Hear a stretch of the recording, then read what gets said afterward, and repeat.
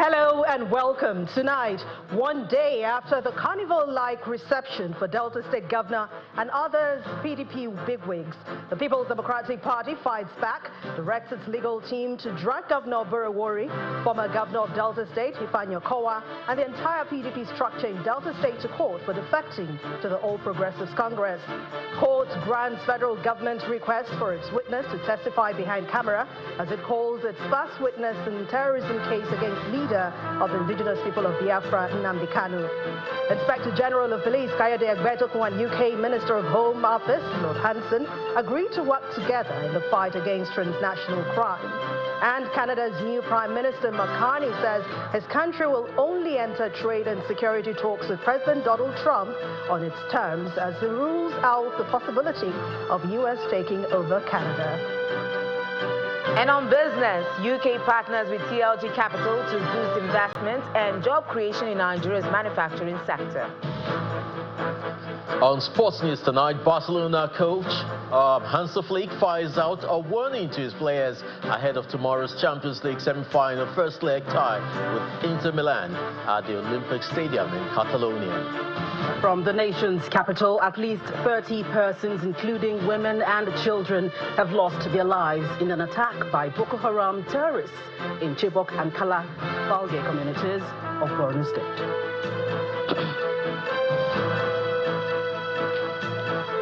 Well, to the All Progressives Congress, the APC, the defection of key members of its party may have been tagged as tsunami. But of course, it appears the People's Democratic Party is not taking it lightly. So tonight, we begin with the outcome of the PDP National Working Committee's 6-hour closed-door meeting in Abuja, which ended with one directive. The party's national legal advisor has been asked to commence a legal process aimed at reclaiming the party's mandate from the Delta State governor and others who have defected from him to the party. Well, the PDP National Working Committee also appointed Mr. Emao Gidi, who is the party's South-South Zonal Chairman, to take charge of the party's affairs in Delta State. It also adopted the recommendations of the party's governors, which fixed May the 28th for the party's National Executive Committee meeting and August the 28th to the 30th for its national convention.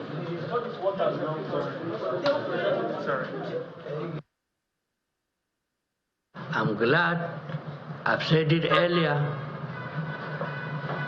that the party, the governor and our vice presidential candidate has not faulted the party, nor did the party did anything wrong, rather than their wish, according to them, to join the party, which to me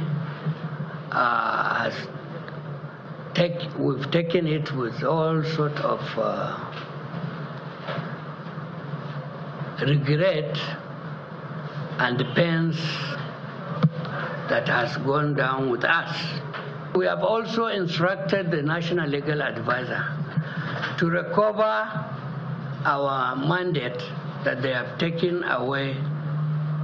The fortune of this party cannot be just left in the hands of our adversaries. So you will take legal action to retrieve those mandates. We've just instructed the Zonal Caretaker Committee to oversee the party in Delta after dissolving all the structures that has already been there, since majority of them has shifted. To the courts now. The federal government has formally opened its case by calling its first witness against the leader of the indigenous people of Biafra, Nnamdi Kanu, on allegations of alleged terrorism. At the last hearing, the trial judge, Justice James Omotosho, had approved an accelerated hearing on the 7-count terrorism charge leveled against him. Our correspondent, Emanuela Ekele, reports.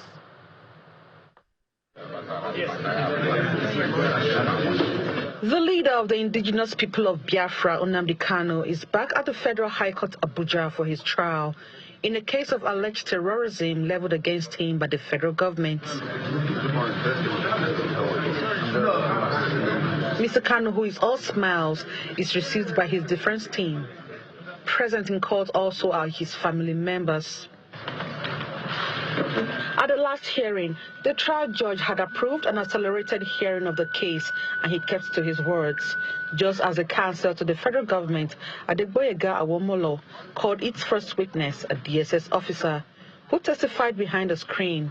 This, according to him, is due to the nature of the case and for security reasons.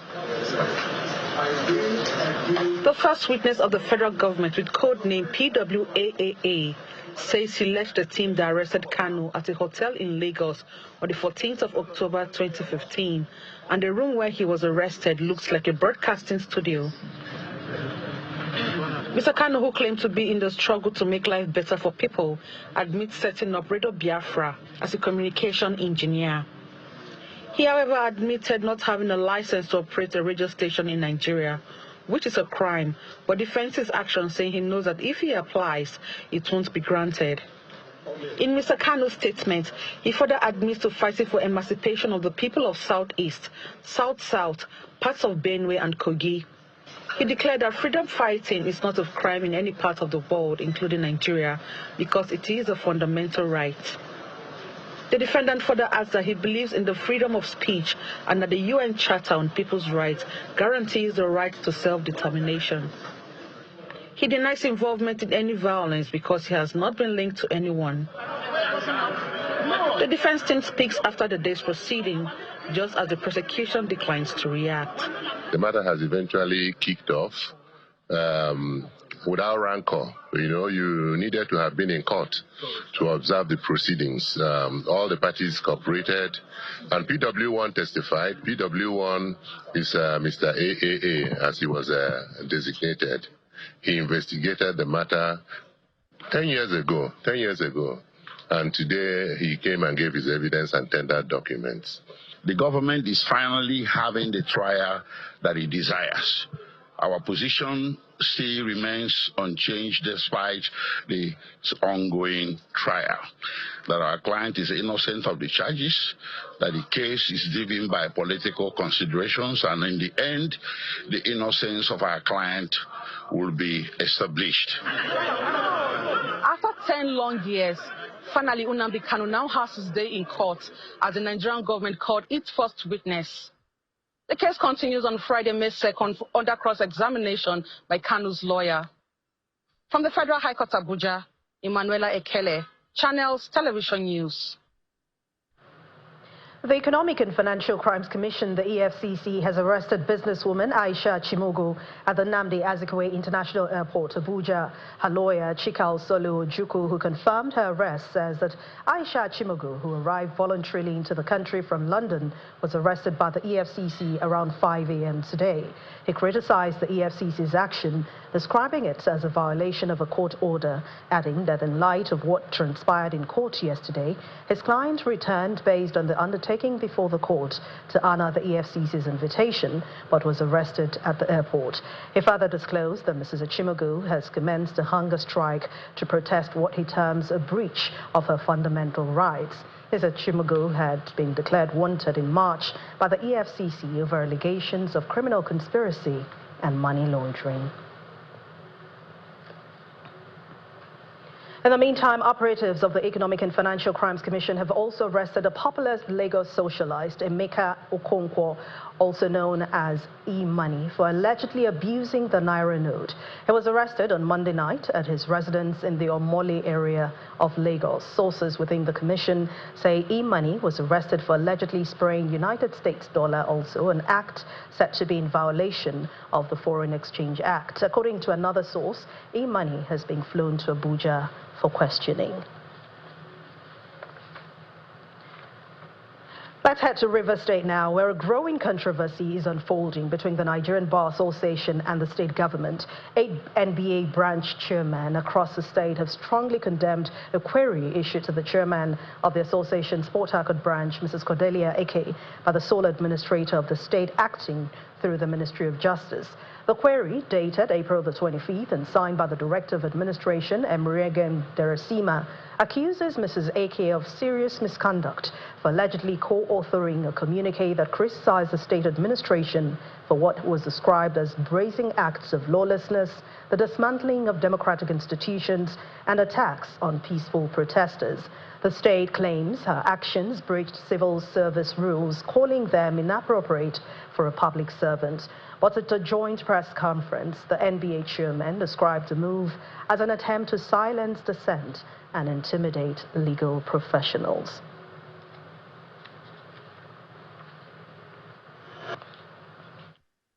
The query to our learned brother chairman is nothing but a ploy by which the sole administrator seeks to intimidate her into discontinuing her functions and duties of NBA Port Harcourt branch, and an attempt to intimidate lawyers in River State and by extension other good people of River State from standing up and speaking against executive rascality, lawlessness, and impunity. It must be noted, therefore, that the main objective of Nigerian Bar Association is the promotion of the rule of law. Thus, as a watchdog of the society, it is our duty to speak truth to authority on behalf of lawyers and the general public, and cannot be intimidated to shy away from this sacred responsibility.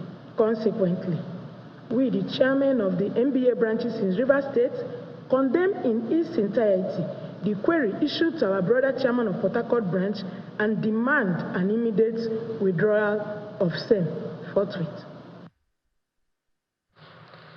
The Nigeria Police Force says it is dedicated to interagency and international cooperation in the combat against transnational crime. And that's the assurance coming from the Inspector General of Police, Kayode Egbetokun, during the visit by the Minister of Home Office of the United Kingdom, Honorable Lord Hanson, to the force headquarters in Abuja.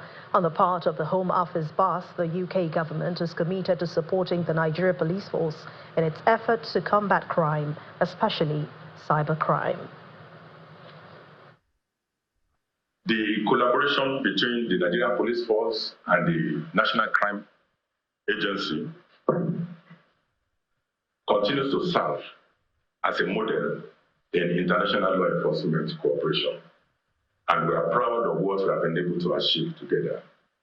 We have successfully conducted joint operations into many cases of cyber crimes and online fraud. And with your cooperation, we have continued to bust other criminal networks around the world. We welcome the establishment of the Joint Case Coordination domiciled at the Federal Ministry of Justice.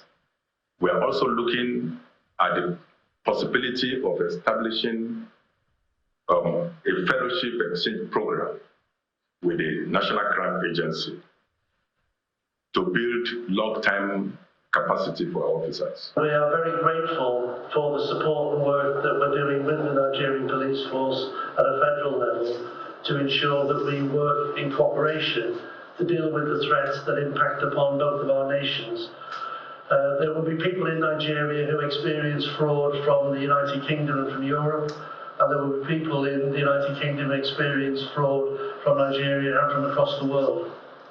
Cyber criminals do not respect borders, and we're now facing challenges from a large number of countries across the world, from criminal gangs who use the proceeds of those criminal gangs to fund drugs, to fund people trafficking, and to fund other criminal activity.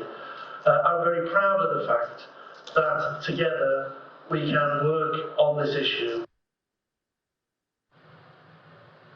In part two, after the break, Nigerian Army arrests 31 suspects following a raid on alleged fraudsters' hideout along Benin Sapele Road bypass in Edo State. Please join us again.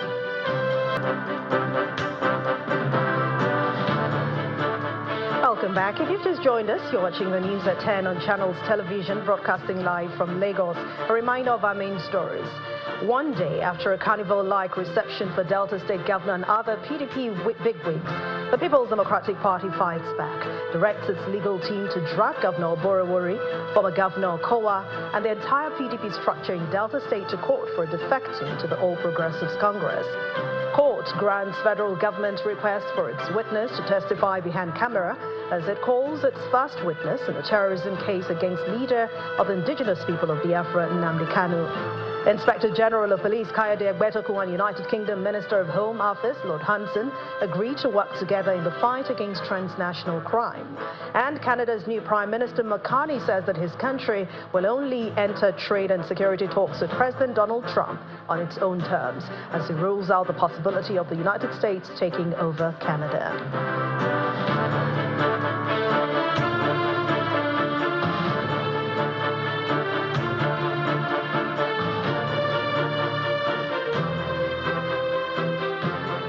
The federal government is again reiterating its commitment to protecting the nation's cyberspace as it now vows to tackle the menace of cybercriminals through effective collaboration of relevant agencies. Speaking at the official launch of the Joint Case Team on Cybercrimes in Abuja, the Attorney General of the Federation and Minister of Justice, Lateef Fagbemi, says the launch of the case team is an initiative that marks a bold and transformative stride in Nigeria's criminal justice system. It is also aimed at protecting the nation's cyberspace.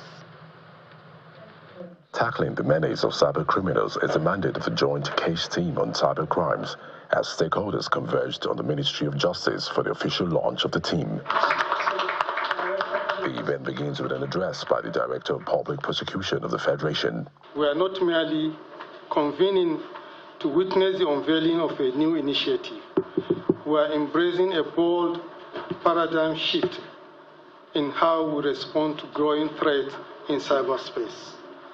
We are coming together not just as institutions, but as one community of justice. From arrest to prosecution, stakeholders are united on the need to combat transnational crimes. We know from our own dealings with fraud and with cybercrime that cybercrime and fraud are major drags on growth in the economy, on confidence in people in the economy.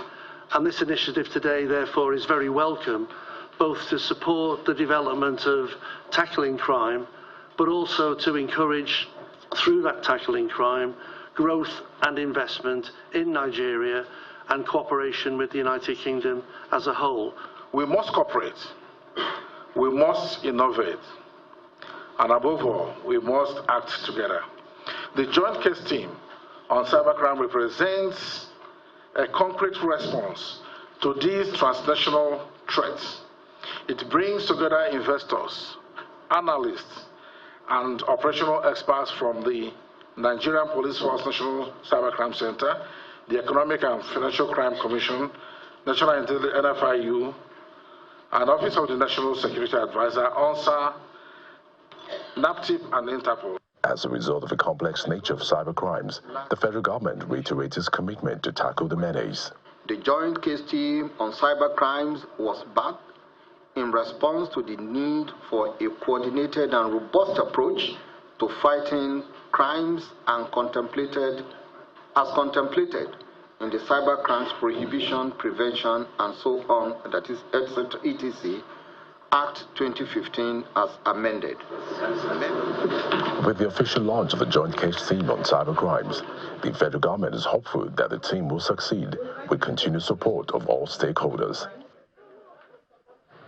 And behind the walls of an unsuspecting estate in Benin City, the Edo State capital, a hidden web of deceit and despair thrived. However, a daring operation by the Nigerian Army's 4 Brigade has pulled back the curtain on an alleged den of modern-day enslavement, as troops led by Brigadier Commander, Brigadier General Ebenezer Odubeyo, has raided a suspected fraudster's camp and hideout in a building located within the estate along Benin-Sapele Road bypass in Ipoba local government area of Edo State. Our correspondent Jessica Luboshiri reports. These young men, boys and a young woman, all 31 of them, await their fate following their arrest and rescue by troops of 4 Brigade Nigerian Army from a building in Benin City, the Edo State capital. Their claim is that they'd been held against their will and forced to continue engaging in cyber fraud. The commander of 4 brigades says credible information received led to the raid. We got intelligence from one of our own whose brother was kidnapped. He was able to enter a Facebook account which he used to contact us, and we were able to get good description of the place. So what the man is into, he kidnaps people, adopts them, and he uses them to 419 people. He also shares information on the items, including laptops and mobile phones discovered in the house. In the house, we discovered about 47 laptops and good number of phones. Obviously, what he is doing is he kidnapped or deceived people that they were coming for employment in Edo State. And when they get to Edo, they will lock them up. So some of them have been in that house for more than 2 years. Some of them for 1 year, 8 months, some of them up to 8 months, some of them 4 months. A young woman said to be a girlfriend of the fleeing suspect denies knowledge about the activities at the house. However, some of the young men narrate their experience. They say the percentage now 70-30.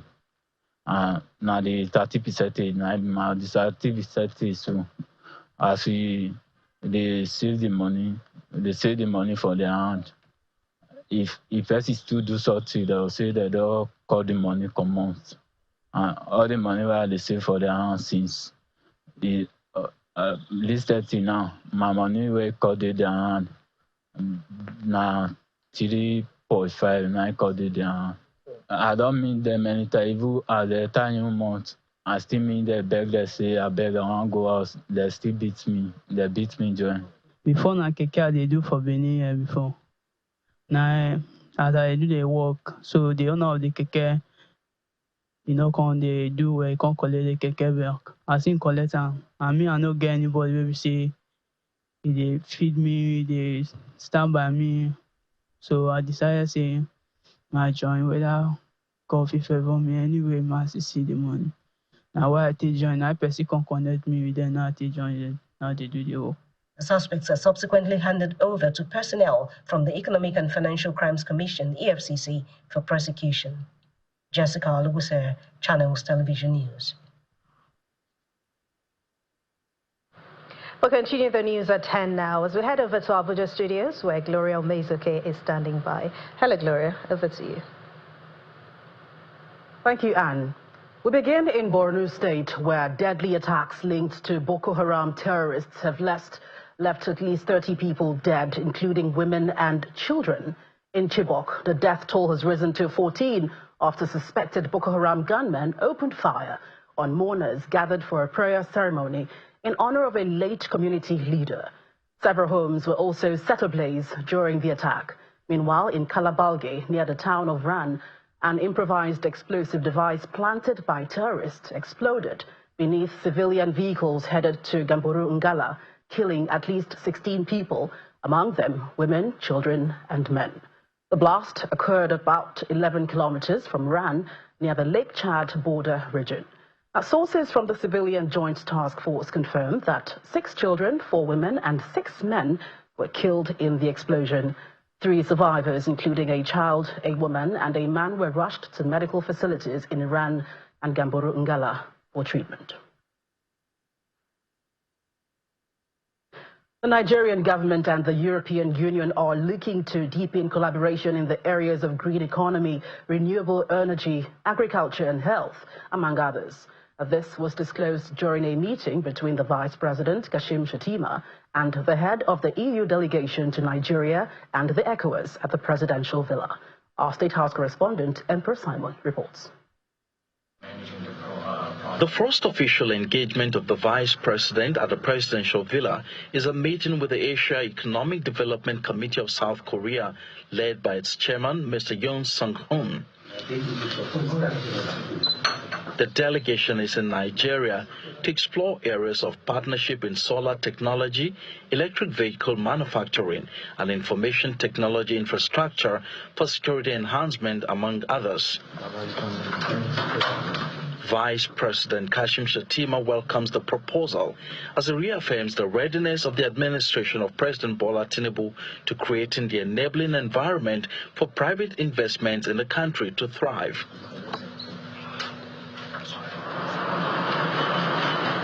The Vice President re-echoes the assurance as he meets with the head of the European Union delegation to Nigeria and ECOWAS, who intimates him of plans to open the first West African office of the European Bank for Reconstruction and Development in Lagos State. On behalf of my boss, President Bola Ahmed Tinubu, I want to thank you for the wonderful burgeoning relationship between the EU and the Nigerian nation. Being at home, we are essentially one people tied to a common destiny. A relationship that started in the 1440s with the Portuguese. It's not something that you can wish away overnight, but to build on that relationship. More than ever before, Nigeria is ready for business. The EU head of delegation underscores the importance of partnering Nigeria as he highlights more areas of collaboration. Through what we call a global gateway strategy, we want to articulate our partnerships or cooperation efforts to leverage investments, particularly with the private sector, and of course with the Nigerian policies, with the policy of the federal government, in areas like green economy, agriculture, renewable energy, digital innovation, health. And so we had a very interesting exchange with His Excellency the Vice President. Nigeria officially became the 7th shareholder of the European Bank for Reconstruction and Development in February 2025, following the bank's incremental expansion to sub-Saharan Africa, approved by its Board of Governors in 2023. From the Presidential Villa, Emperor Simon, Channels Television News. Still ahead on the news at 10, UK partners with TEG Capital to boost investment and job creation in Nigeria's manufacturing sector. Well, that's in business news. Let's join us again. Welcome back. Is the media isolated from the economic downturn in Nigeria? And what's the disruption by artificial intelligence? How can the media remain relevant in its core area of disseminating information to the public?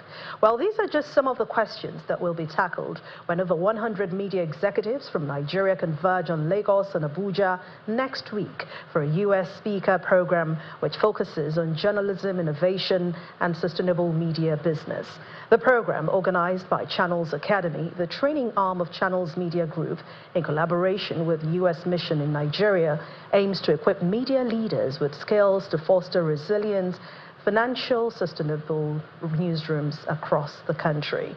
A former U.S. news executive with over 30 years' experience, Stacia Phillips, will be driving the conversation, sharing insights from U.S. media industry with leading media executives in the country. And some of the topics to be covered in the two-day training include how to lead thorough disruption, explore innovative business models, grow engaged audiences, diversify revenue streams, and of course plan for effective leadership succession.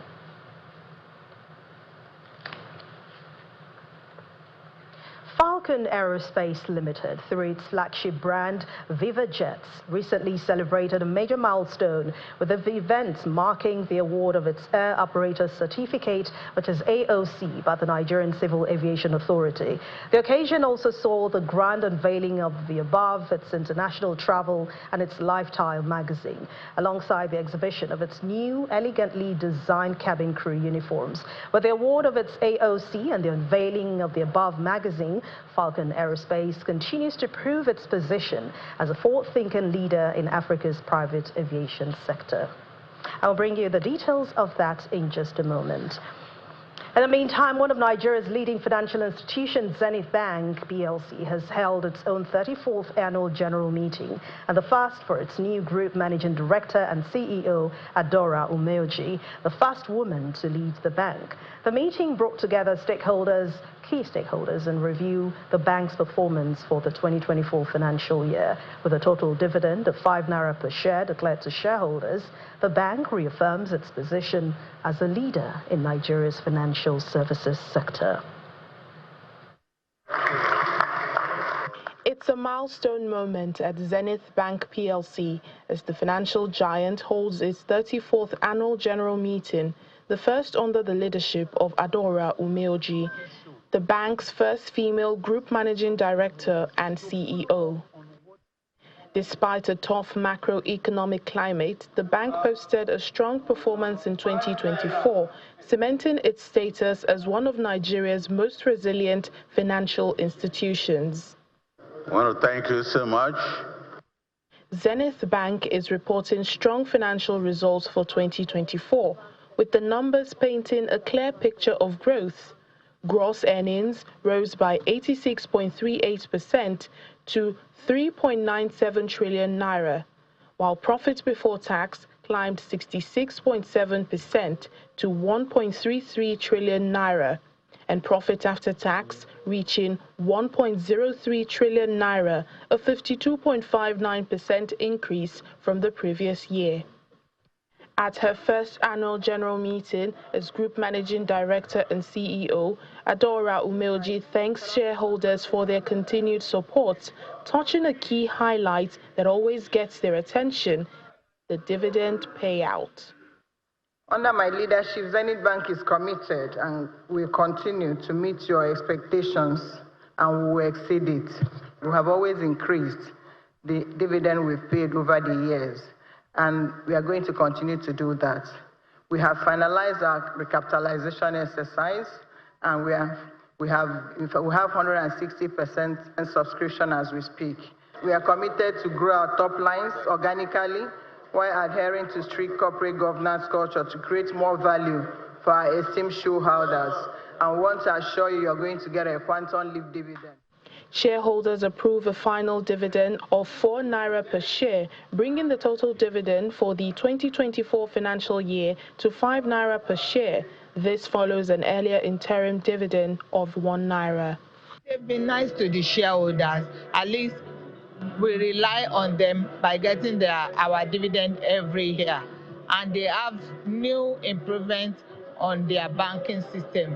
I'm highly impressed for the fact that this is the first time Zenith will be paying 5 naira. That 5 naira translated to a whole lot of things for me because I have huge volume there. So if I will be getting my dividend this year, I think I should know what I will use the dividend for. Looking ahead, Zenith Bank says it remains committed to driving growth through strategic investments, innovation, and robust risk management, aimed at unlocking new opportunities and sustaining its leadership across the financial ecosystem. We told you about Falcon Aerospace Limited. Now, through its flagship brand, Viva Jets, it recently celebrated a major milestone with its event marking the award of its Air Operator Certificate by the Nigerian Civil Aviation Authority. Let's now bring you sights and sounds from that launch.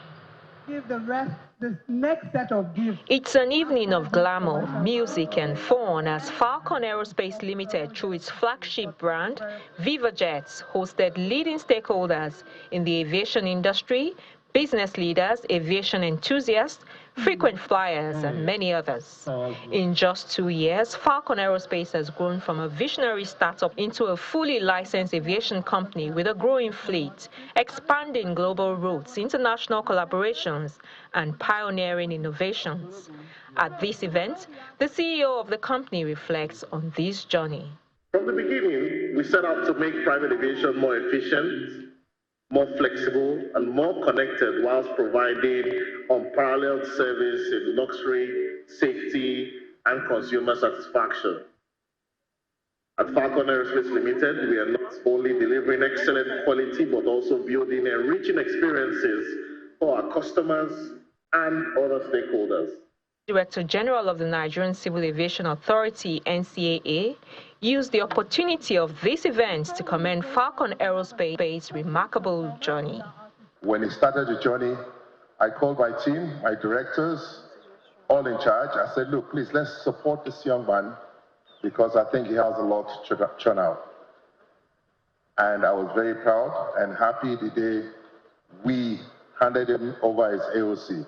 Goodwill messages also flowed in from partners of the company, extolling their excellent services and their partnerships. The Chief Operating Officer, Tejumade Salami, said all this could not have been possible without the team's exceptional workforce and collective efforts. Our future is focused, it's agile, it's innovative and strategic. We're investing in next generation flight planning systems, maintenance forecasting, and customer-centric booking platforms to personalize the luxury aviation experience. Nigeria is a signatory to the Yamoussoukro decision, which is a precursor to the single African air transport market. Having a Nigerian AOC gives us the unrestricted rights to operate, unrestricted commercial rights to operate in and out of those 34 African countries. The evening also witnessed the unveiling of Above magazine, an international publication curated for the modern explorer who seeks to engage deeply with the world around them. Adding an extra layer of fascination to the celebration, Viva Jets also showcased its newly designed cabin crew outfits, created in collaboration with an acclaimed Ivorian American fashion designer, and which had previously graced the Lagos Fashion Week runway. Well, from the business of aviation, we go across to other stories in the world of business. We're talking about the manufacturing sector in the UK. Will Libong is standing by.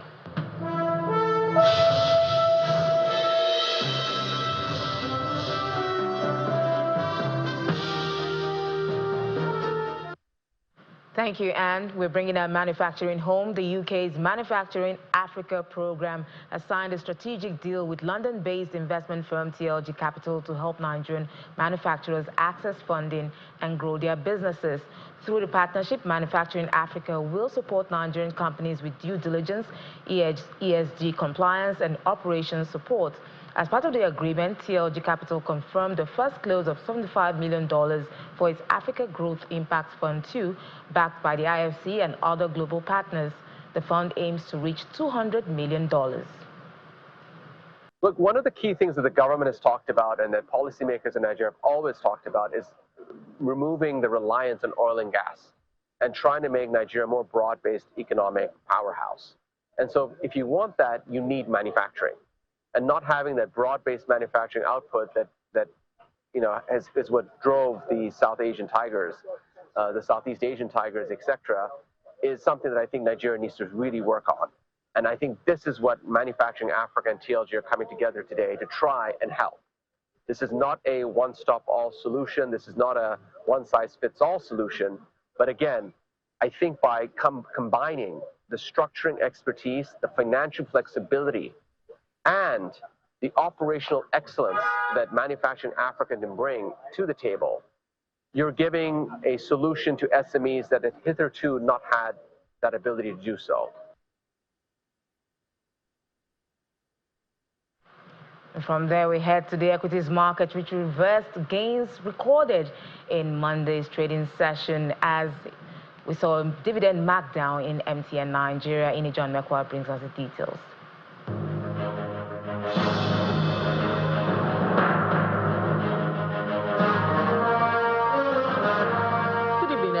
Welcome to the stock market report.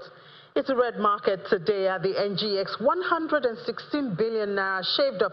We still have some gains from the week, but for today, it's a red 0.17% for the all share, losing the 106,000 level for that index and the market cap, even though it's still around 66 trillion, but lost, you know, the 6 that we had here now at 66.577 trillion naira. And it's because of MTN Nigeria. Remember last week, MTN Nigeria drove the market to the green territory, but today, profit taken is on it. It lost 15 naira 5 kobo. That's about 6% to close at 240 naira for MTN Nigeria sectors.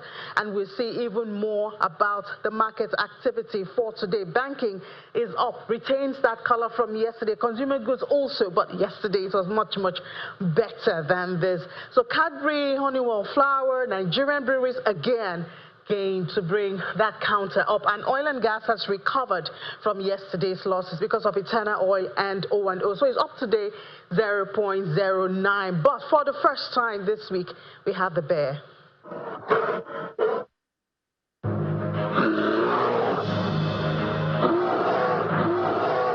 And that's business news. Is back to Anne for the rest of the news at 10.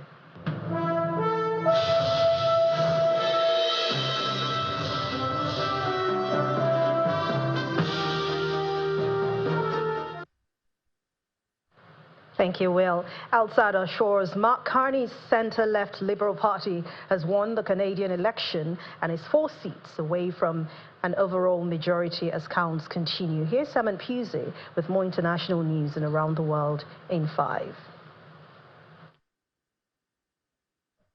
Good evening and welcome to the Channel's studios here in London with your international news around the world in 5. That is the spirit of Nepean behind me right there. Thank you. Mark Carney's Liberal Party has won the Canadian election in a remarkable turnaround for the centre-left party. Who's ready? Who's ready? Who's ready to stand up for Canada with me? In his victory speech, Carney told supporters President Trump is trying to break us so that America can own us. That will never happen. It remains too close to call whether he will secure a majority in Parliament. If not, he will have to rely on other parties to govern. Defeated Conservative leader Pierre Poilievre, until recently expected to become the next Prime Minister, is projected to lose his seat. The Liberal Party were well behind in the polls just 3 months ago before Carney replaced Justin Trudeau as leader and before US President Donald Trump upended relations and became the defining issue of the campaign with his threats to make Canada the 51st state. The coming days and months will be challenging, and they will call for some sacrifices. But we will share those sacrifices by supporting our workers and our businesses. And now, in the face of this crisis, united, we are buying Canadian. We are exploring everything this country has to offer. We are supporting our friends and neighbors in the crosshairs of President Trump through a crisis that we did not create. And above all, we will build an independent future for our great country. A future that makes the greatest country on the earth even better. Together, we will build a Canada worthy of our values. We will build Canada strong, Canada free, Canada forever. Vive le Canada. Thank you very much. Merci beaucoup. Spanish power company Red Electrica has ruled out a cyber attack as the cause of Monday's mass blackouts that left millions without power. Electric grids suffered 2 disconnected events. Systems recovered from the first, but the second triggered the power cuts in Spain and Portugal with no indication of human error. The Portuguese government has also ruled out a cyber attack being the cause. Power has been restored in both countries, but transport is still in chaos, with flights and trains reporting delays. Iran's interior minister has said negligence was a factor in the massive explosion and fire at the country's largest container port as the death toll rose to at least 70. Here, footage filmed by a driver showing the moment the massive blast shook the Shahid Raji port on Saturday morning near the southern Iranian city of Bandar Abbas. We are committed to doing everything in our power. Eskander Momeni said Saturday's blast at the port, which also injured more than 1,000 people, was caused by shortcomings, including non-compliance with safety precautions and negligence. The crisis management director for the province says that firefighting efforts at the port were almost in its final stages. The U.S. Press Secretary Caroline Leavitt has hailed Donald Trump's first 100 days in office as the most historic start of any president, as well as praising Trump's economic achievements, including what she said amounted to hundreds of billions of dollars saved in government spending. Leavitt defended the tariffs Trump's administration had placed on countries around the world, 145% on Chinese goods and 10% on goods from the majority of other countries. Today officially marks 100 days of promises made and promises kept by President Trump. This has truly been the most historic start to a presidency in American history. After building the greatest economy in the world in his first term as president, President Trump is in the process of doing that all over again. 2 men accused of chopping down the famous Sycamore Gap tree in the United Kingdom kept a wedge as a trophy in a felling that prosecutors described as a moronic mission. The tree had stood for more than 100 years in a dip on Hadrian's Wall in Northumberland before it was cut down overnight on the 27th of September 2023. Daniel Michael Graham from Carlisle and Adam Carruthers from Wigan each denied 2 counts of criminal damage relating to the tree and the Roman wall. an explosion sound that I can't even describe it to you. And extraordinary footage has emerged of a powerboat flipping several times before splashing down in Arizona's Lake Havasu. Freedom One Racing, the boat's builder, said that both drivers were treated in hospital, released, and are recovering well, though still a little sore. And that's your international news around the world in 5. Now back to the channel's studios in Lagos.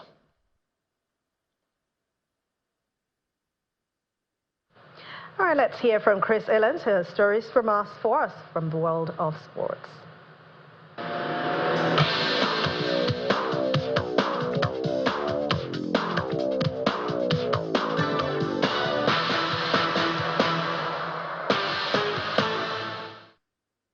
Welcome to Sports News. PSG seized the advantage in their Champions League semi-final against Arsenal as Ousmane Dembele sealed a 1-0 win in the first leg. Dembele struck in the opening minute at the Emirates Stadium, and Luis Enrique's side held on to the lead with a composed display that kept Arsenal at bay. PSG will head into the second leg at the Parc des Princes on May 7 as favourites to reach the final against Barcelona or Inter Milan as they look to win the tournament for the first time. Arsenal's first defeat in 18 home European matches was a painful blow to their own bids to win our first Champions League crown. Barcelona coach Hansi Flick says the euphoria from beating Madrid to win the Copa del Rey could help his team rather than hinder them in their Champions League semi-final clash against Inter Milan on Wednesday. Flick also confirmed that Steichnik would continue in goal despite the return of Marc-Andre ter Stegen from injury layoff. Inter Milan have lost 3 matches in a row, including being knocked out of the Italian Cup by AC Milan. They are defending. I think the defense is one of the best in Europe, but also they know how to build up with the experienced player. They have midfield, really good midfield, and also the 2 strikers are very strong. So they defend good, but also the transition what they make, it's very dangerous. So it's a tough match, and we have to be prepared well for that. Inter has a team. There are some players also in the age, maybe is the last opportunity to reach the final, and they will give 100%. This is clear, and also what we have to do.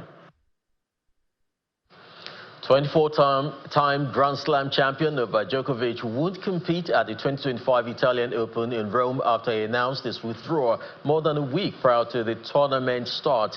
Djokovic is one of the most successful tennis players in the history of the Italian Open. It will be the first time since the Serbian first played the tournament in 2006 that he won't take part in the Italian Open, which just shows how concerning his withdrawal is. The event will hold from May 7th to 18th. That's sports. It's back to you, Anne.